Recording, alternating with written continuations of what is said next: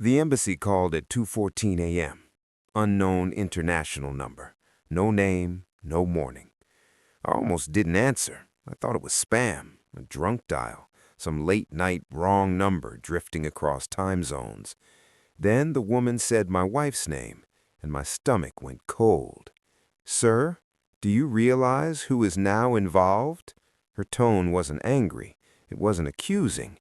It was careful, like someone stepping around broken glass.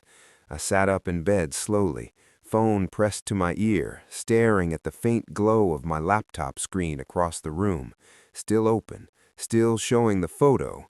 Her on a beach I paid for, in a country we were supposed to visit together next year, laughing, not with friends, with him, her ex, his hand on her waist, her head tilted back. The caption, "Some people never stop feeling like home," and tagged public.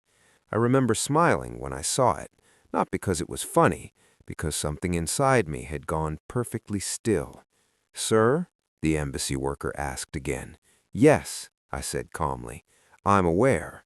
But I wasn't. Not yet. I just knew one thing. She thought I was stupid. The first time she mentioned this girl's trip, she kissed my cheek while packing, didn't look me in the eye. I noticed. I always notice. But I said nothing.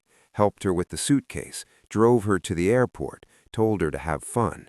She texted me selfies the first day. Hotel mirror, poolside drink, ocean behind her, no friends in sight. I zoomed in on reflections, sunglasses, windows, shadows. I found him on day 2, a man's arm in the corner of a glass door reflection. Same tattoo her ex had, a wolf's head. Old photos never really disappear. You just have to know where to look.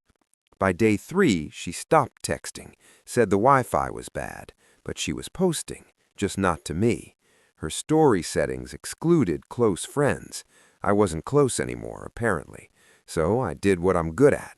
I stayed quiet. I watched. I logged into our joint banking app that night just to check something. Hotel charges, 2 breakfasts, 2 spa packages, a private boat tour for 2. She didn't even try to hide it. That hurt more than the cheating, the disrespect, the assumption I'd never look. I didn't freeze the account right away. No, I waited.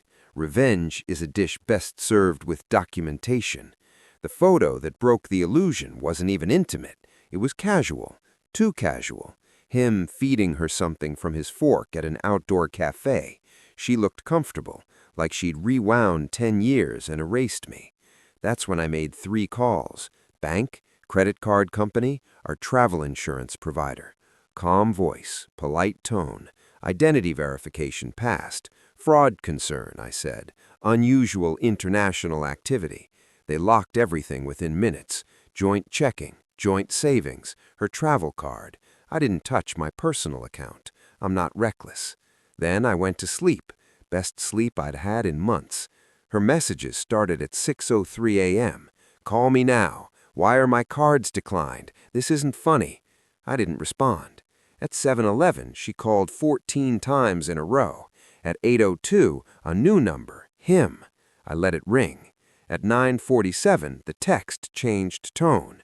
"I'm stuck at the hotel. They won't let me leave without payment. Please fix this." Still no mention of him, still pretending she was alone.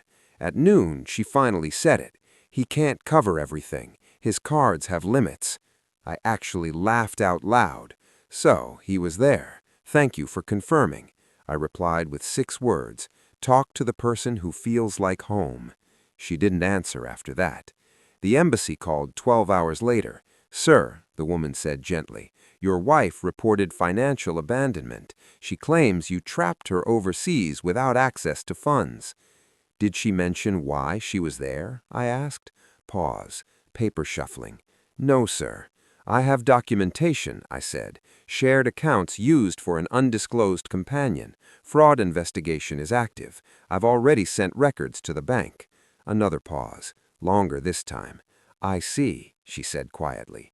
"That changes the situation." "Does it?" "Yes, sir." Her voice shifted. Professional. Cool. Like mine.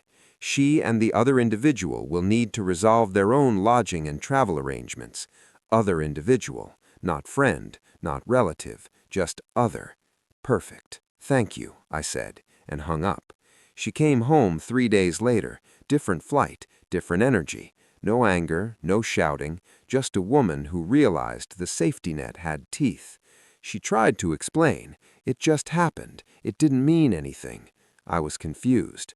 I handed her printed bank statements, photos, timestamps, her face drained of color, line by line. I was going to tell you, she whispered. I nodded. I know. That was the worst part for her, that I wasn't yelling, wasn't crying, wasn't asking why. I'd already processed it, already buried it, already moved on. I transferred my half of the savings, I said calmly. The rest covers the legal fees.